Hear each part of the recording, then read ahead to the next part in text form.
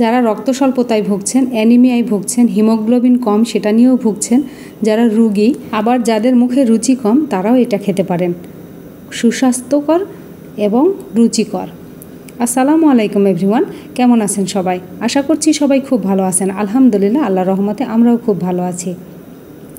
চলুন তাহলে কি রান্না করব সেটা দেখে নেওয়া যাক। এই যে দেখে বুঝেছেন, সুখের পায়রা বলতে পারেন, শখের পায়রা বলতে পারেন। আমি আজকে রান্না করব কবুতর। এই 4টা কবুতর নিয়ে আসছে। এখানে কবুতর সস্তা পাওয়া যায় না, আমার বর অনেক সস্তা পেয়েছে সেজন্য নিয়ে আসছে কবুতর 4টা জবাই করব, করে কিভাবে পরিষ্কার করব সেটা আপনাদের সাথে শেয়ার করব। দেখে মায়া লাগছে, মায়া লেগে উপায় নাই, এটা জবাই করতেই হবে। কারণ বাসা বাড়িতে থাকি, এখানে তো পালার কোনো সিস্টেম নাই, সেজন্য জবাই করতে হবে। জবাই করে নিয়ে ফিরে আসছি। এই যে জবাই করে আমি পরিষ্কার করে রক্তগুলো ধুয়ে নিয়ে আসছি। এখন পরিষ্কার করব। একটা একটা করে লোমগুলো ছাড়িয়ে নিব। অনেকে গরম পানিতে দেন, গরম পানিতে কখনো দিবেন না, যেহেতু একদম কচি, একটু টান দিলেই কিন্তু লোমগুলো উঠে যায়। ঠিক এইভাবে টান দিয়ে লোমগুলো তুলে নেবেন। পরিষ্কার করে নিয়ে ফিরে আসছি। পরিষ্কার করা হয়ে গেছে, আমি এবার একটু আগুনে পুড়িয়ে নিব। এগুলা ফেলে দিয়ে আগুনে পুড়িয়ে নিব, তাহলে যেটুকু লোম ছোট ছোট আছে সেটা ধরতে সুবিধা হবে। এই যে এইভাবে ঠিক পরিষ্কার করে নেবেন। খুব দ্রুত পরিষ্কার করা যায়, দেখে মনে হয় ঝামেলা হয় একটু, কিন্তু অনেক ভালো লাগে। আর এটা পুষ্টিগুণে ভরা। কবুতর খাওয়া মানে তো অনেক পুষ্টিগুণে ভরা। এভাবে খাবেন, দেখবেন ভালো লাগবে। বাচ্চাদের খাওয়াবেন, তাহলে দেখবেন বাচ্চারা অনেক পুষ্টিগুণে সমৃদ্ধ হবে। আমি আলু দিয়ে রান্না করব, একটাই রান্না করব, একটু আলু দিয়ে ভুনা করব। এটা কেটে পরিষ্কার করে নিয়ে ফিরে আসছি। আলুর সাইজটা এভাবে কেটে নিয়েছি। আর কবুতর সবসময় ছোটো করেই কাটতে হয়, আমি ছোটো করে কেটে নিয়েছি। পরিমাণ মতো তেল দিলাম, তেজপাতা দিলাম একটা,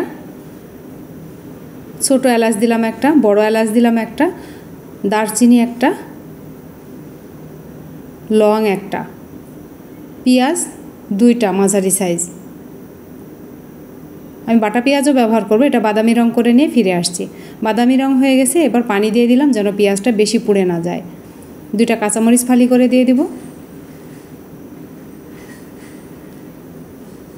গুঁড়ামরিচ দিলাম সামান্য পরিমাণ, শুধু কালারের জন্য। হলুদ দিলাম পরিমাণ মতো, ধনিয়া গুঁড়া 1/2 চা চামচ, জিরা গুঁড়া 1/2 চা চামচ, লবণ স্বাদ মতো,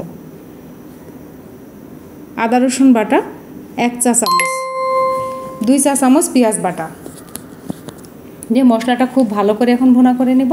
মশলার উপরে তেল চলে আসা পর্যন্ত অপেক্ষা করব। মশলার উপরে তেল চলে আসছে, এবার ধুয়ে রাখা কবুতর আর আলু দিয়ে দিলাম। দিয়ে খুব ভালো করে কষিয়ে নেব। অল্প অল্প করে পানি দিব, দিয়ে খুব ভালো করে কষিয়ে নিয়ে তারপরে ফিরে আসব। কবুতরের মাংস কষানো হয়ে গেছে, এবার একবারে ঝোল দিয়ে দিব। ঝোলের পরিমাণটা একটু বেশি দিব, আলুটা সেদ্ধ হতে হবে এবং কবুতরটা আমি ঝোল ঝোল রাখবো। কবুতর খাওয়া মানে একটু ঝোল করে খাবেন। পরিমাণ মতো ঝোল দিয়ে দিলাম। এখন আলুটা সেদ্ধ হয়ে গেলে আমি নামিয়ে নিব, আর কতটুকু ঝোল রাখবো সেই পরিমাণে। বলক এসে গেছে, এই তো ঝোলটাও কতটুকু রাখবো সেই পরিমাণে আসছে, এর চেয়ে আর বেশি কমাবো না। একটু ভাজা জিরার গুঁড়া দিয়ে কিছুক্ষণ রেখে দিয়ে তারপরে পরিবেশনের জন্য নিয়ে আসবো।